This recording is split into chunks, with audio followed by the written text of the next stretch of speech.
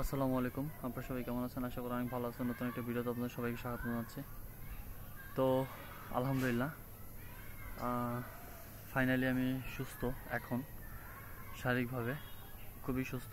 তবে জ্বরটা সারার পরে আপনার এই যে হাত পা আছে না, হাত পা একটু কেমন যেন ব্যথা ব্যথা করে আর কি। তো এই সময়ের আর এই সিজনের জ্বরটার ধরনটাই আসলে এরকম। আর আম, যত মানুষের কাছে আমি শুনছি, সব মানুষগুলাই একটা কথাই বলছে যে যার যার জ্বর হয়েছে, হ্যাঁ, 2 দিন হোক, 3 দিন হোক, 5 দিন হোক, 10 দিন হোক, যার যে কদিন জ্বর হয়েছে, মানে তার ওই কদিনেই আপনার মানে খাওয়ার রুচি তো একদম মুখ থেকে চলেই গেছে। পাশাপাশি আপনার আম, মানে হাত পা যে একটা ব্যথা, সেই ব্যথাটাও আপনার মানে থেকে গেছে। আর ভিতরে এমন একটা অবস্থা হয়েছে যে আসলে আমি বল পাইতেছি না, এরকম কিছু। হ্যাঁ, তো এই জিনিসটা আসলে এটা জ্বরের একটা লক্ষণ। এটা অস্বাভাবিক কিছু না। তবে হ্যাঁ, ঠিকঠাক মতো খাওয়া দাওয়া করতে হবে, বেশি বেশি গরমের ভিতরে বেশি বেশি পানি খেতে হবে, আর ফল ফলাদি ফ্রুটসগুলো বেশি বেশি খেতে হবে। তবে হ্যাঁ, তৈলাক্ত জিনিসটা বেশি খাওয়া যাবে না। তো আমি আমার বাসার ছাদে আছি এখন, আপনাদের সামনে কথা বলতেছি আর কি। আমার বাসার ছাদের থেকে খুব সুন্দর একটা দৃশ্য দেখা যায়, যদিও এখন সূর্যটা পড়ে গেছে।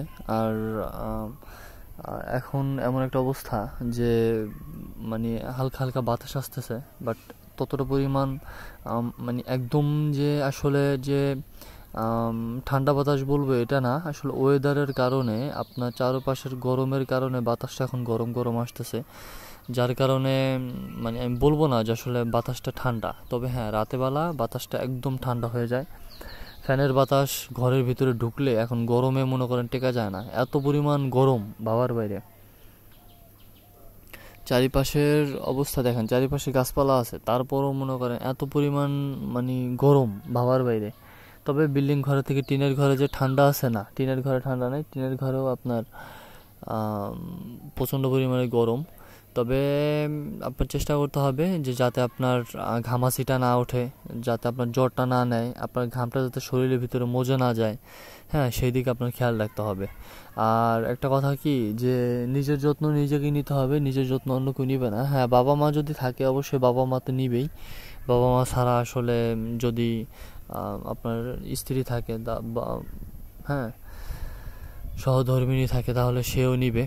তো কথা হচ্ছে যে আসলে চিন্তা ভাবনা করতে হবে যে নিজের সুস্থতা নিজেরই কাছেই কাম্য। আর আল্লাহ তাআলা একটা কথাই বলছেন যে অসুস্থতা থেকে সুস্থতা আল্লাহ তাআলার কাছে বড় একটা নিয়ামত, এবং নিজের কাছেও একটা বড় একটা নিয়ামত। তো চাইবেন যাতে অসুস্থ হয়ে যাওয়ার থেকে যাতে সুস্থ হন, ভালো থাকেন, সুস্থ থাকেন। হ্যাঁ, 5 ওয়াক্ত নামাজ পড়তে পারেন, আল্লাহ তাআলার দরবারে যাতে ক্ষমা প্রার্থনা করতে পারেন, হ্যাঁ, তওবা পড়তে পারেন মরে যাওয়ার আগে। কারণ কখন আল্লাহ তাআলা কখন মৃত্যু হয়ে যায় বলা যায় না। তো আমি আপনার সাথে কথা বলতেছি, আজকে কথা বলতেছি, ভিডিও বানাচ্ছি 1-1.5 বছর যাবত, 2 বছর যাবত, 1-1.5 বছর যাবত। দেখা যাচ্ছে আমি রাতেবেলা ঘুমাইলাম, আমি রাতেবেলা মারা গেলাম। তো সবসময় দেখা যাচ্ছে যে বেঁচে থাকবো এরকমটা না। তো সবসময় চিন্তা করি যে আসলে মানুষের কাছে ভালো কিছু বলার, ভালো কিছু দেখানোর, ভালো কিছু চেষ্টা করার, ভালো কিছু সবার মাঝে ছড়িয়ে দেওয়ার জন্য। তো আজকে হয়তো বা এখন আসি, অথবা কথা বলতেছি, হয়তো বা দেখা যাচ্ছে রাতেবেলা ঘুমাইলাম, দেখা যাচ্ছে আর উঠলাম না, মারা গেলাম। তো আপনারা সবাই ক্ষমা করে দিবেন আমাকে যদি আপনাদের কাছে কোনো ভুলভ্রান্তি করে থাকি, বা কোনো খারাপ কিছু করে থাকি, আপনার সাথে কোনো খারাপ উপদেশ দিয়ে থাকি তাহলে।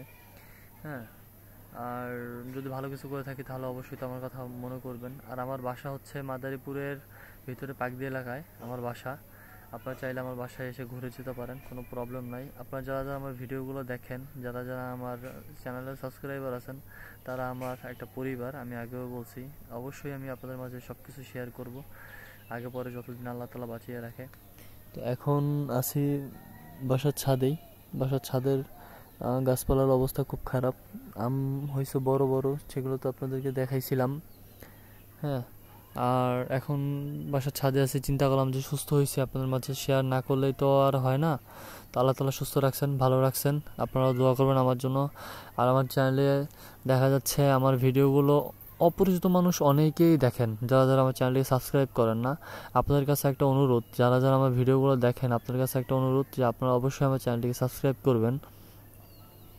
আসলে আমি অনেক কষ্ট করে ভিডিও বানাই, অনেক অনুপ্রেরণা নিয়ে, অনেক স্বপ্ন নিয়ে ভিডিও বানাই। আমার নিজের কাছে অনেক স্বপ্ন আছে, হ্যাঁ, যা আমি আপনাদের মাঝ থেকেই আর কি বাস্তবায়ন করতে চাই, আপনাদেরকে নিয়ে বাস্তবায়ন করতে চাই। তো আপনারা আমাকে সাপোর্ট করবেন, ভালোবাসবেন, ভালোবাসা দিবেন এবং আমি আপনাদেরকে ভালোবাসা দিব। সবাই ভালো থাকবেন, সুস্থ থাকবেন। দেখা হবে পরবর্তী নতুন কোনো ভিডিওতে। ততক্ষণ পর্যন্ত আপনাদের সবার সুস্থতা কামনা করছি এবং বিদায় নিচ্ছি। আসসালামু আলাইকুম।